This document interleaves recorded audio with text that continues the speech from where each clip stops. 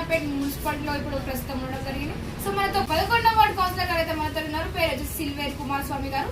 అది కౌన్సిలర్ గా మీరు ఈ వార్డుకి ఎలాంటి డెవలప్మెంట్స్ అయిపోతున్నారు, ఇంకా ఎలాంటి సమస్యలు ఉన్నాయో మనం వారి మాట తెలుసుకున్నాం. నమస్తే సార్, బాగున్నారా?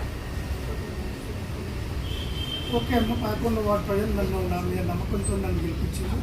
వాళ్ళకి ఎలాంటి అవసరాలు ఉన్నా వాళ్ళకు నల్లాలు కానీ లేకపోతే డ్రైనేజ్ కానీ ఇంకేమైనా వారి సమస్యలు పర్సనల్ సమస్యలు ఉన్నా కానీ వాళ్ళ సమస్యలు ఏది నాకు తీసుకొచ్చినా సమస్యలు పరిష్కరించడానికి కోసం ఎల్లవెల్ల వాళ్ళ సేవలో 24 గంటలు వాళ్ళ సేవల కోసం నిలబడతామని ఆశిస్తున్నామమ్మ.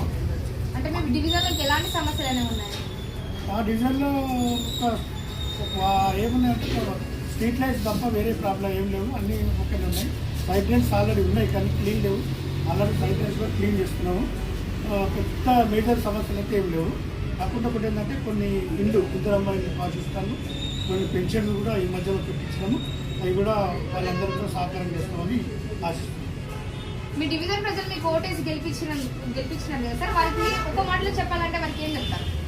వారికి ఏ సమస్య వచ్చినా 24 అవర్స్ వారి కోసం వెల్కమ్. మరి ఏ సమస్య వచ్చినా ఒక ఫోన్ కాల్ ద్వారా నాకు ఫోన్ చేసినా వాళ్ళకి అందుబాటులో ఉంటా.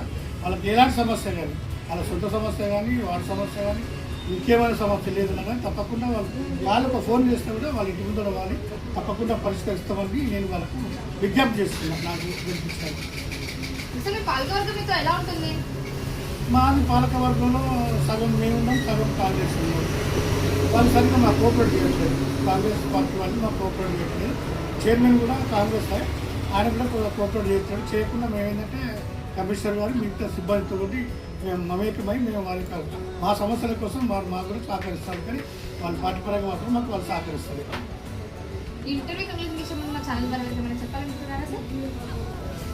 మా యొక్క మున్సిపాలిటీ వాళ్ళు వర్ధన్నపేట మున్సిపాలిటీలో 11వ వార్డు కాకుండా ఏంటంటే మాకు ఆర్టీలు పోయినసారి నిలబడ్డ ఆరు రమేష్ గారు కానీ ఎమ్మెల్యే దయాకర్ రావు గారు కానీ వారందరూ కూడా మాకు సహకరించారు. పోతే మాకు కేటీఆర్ గారు కూడా కేసీఆర్ గారు కూడా వారి యొక్క ఆశీస్సులు మాకు ఉన్నాయి. ఇప్పుడు కూడా మాకు వాళ్ళతో కమ్యూనికేషన్ ఉన్నది. వాళ్ళకి ఎలాంటి అవకాశం ఉన్నా ఏది అవకాశం ఉన్నా మాకు సహకరించడానికి ప్రయత్నం చేస్తారు. వాళ్ళు కూడా రోజుకు రోజు జనరల్గా కూడా మాకు రోజు కమ్యూనికేషన్ ఉంటుంది. దయాకర్ రావు గారితో కానీ ఆరు రమేష్ గారితో కూడా మాకు కమ్యూనికేషన్ ఉంటుంది. మేము వారితో కాకుండా ఇంకేమైనా సమస్య ఉంటుంది కానీ కేటీఆర్ గారు కేసీఆర్తో కూడా మేము సంబంధాలు పెట్టుకొని మా నియోజకవర్గమే కాకుండా ఒకటి ఏంటంటే మా మండలం నియోజకవర్గం కానీ మా మున్సిపాలిటీ కానీ డెవలప్మెంట్ చేసడం కోసం వారి యొక్క సహకారం తప్పకుండా తీసుకుంటామని ఆశిస్తున్నాం. చూసారు కదండి, టుడే ఇలాంటి ఆసక్తి మళ్ళీ నేను పిలుస్తాను. Bye bye.